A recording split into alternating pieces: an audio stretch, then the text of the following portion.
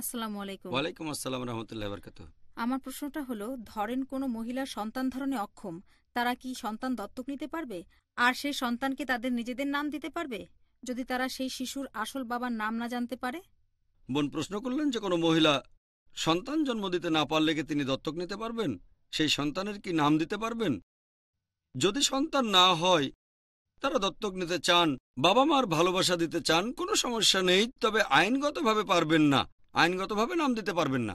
কারণ ইসলাম অনুযায়ী সেই শিশুর বাবা মা যারা আছেন তারাই থাকবেন, আপনি নাম দিতে পারবেন না। শিশুটাকে ভুল বোঝাবেন না। রোজ কিয়ামতের দিন সবাইকে পুনরুত্থিত করার পর তাদের বাবার নাম ধরে ডাকা হবে, তাকে আপনার পদবি দিতে পারবেন না। হ্যাঁ, সে আপনাকে মা বলে ডাকবে, সমস্যা নেই, আপনি তাকে ছেলে বলে ডাকবেন, সমস্যা নেই, অথবা বেটি বলে ডাকবেন, সমস্যা নেই, তবে তার নামটা এমন হবে না যে বিনতে অমুক তমুক অথবা ইবনে অমুক তমুক।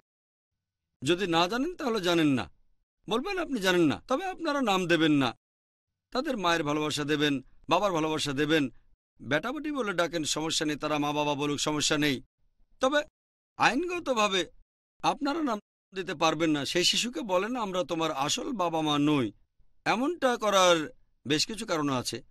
হয়তো এখন সন্তান নেই তাই দত্তক নিচ্ছেন, কালকে আপনার সন্তান হলো, তখন সম্ভাবনা তো আছে। শিশুটাকে তো বলতে পারবেন না।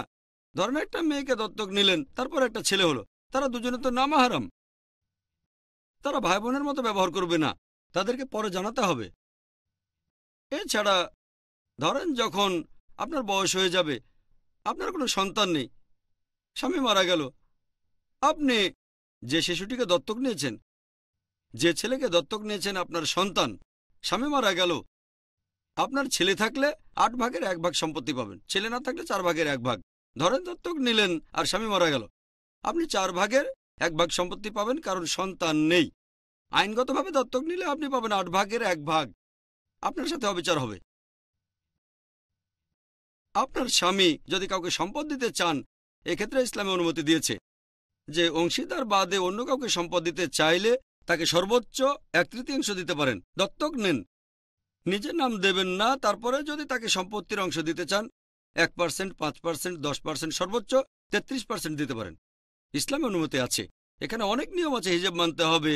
যেমন কোনো মেয়েকে দত্তক নিলেন, সে বড় হলে আপনার স্বামীর সামনে হিজাব পালন করবে, এগুলো মানতে হবে। আর বলাটা খুব গুরুত্বপূর্ণ যে তুমি আসলে আমাদের সন্তান নও, তারপরও তোমাকে সন্তানের মতোই দেখি। আশা করি আপনার উত্তরটা পেয়েছেন।